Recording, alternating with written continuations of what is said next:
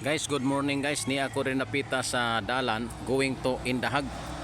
Now kini nga dalan guys, 4 lanes ni siyang dalana. Pero ang delikado mo gud ani kay dunay kahoy na bali. Oh.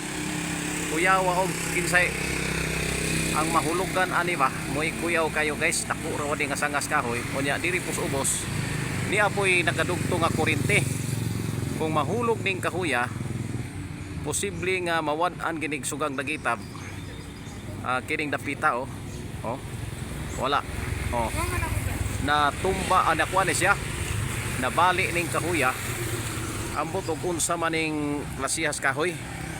Oh, ang iyang punuan daw nasa na iyang punuan diha.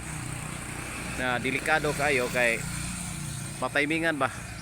So kung mataymingan ni siya nga mahug ni siya guys, unya manaay sakyanan. So delikado maipit ang sakyanan no. So attention city engineer o unsa mang ahensya ha. Ni ani dapita sa dalan going to Indahag. Ubos lamang sa gamay sa kapilya sa sitio Paglaom, Barangay Kamamanan, Cagayan de Oro. So ang usa ka lane sa dalan giokupahan oh. Nining mao nga sanga.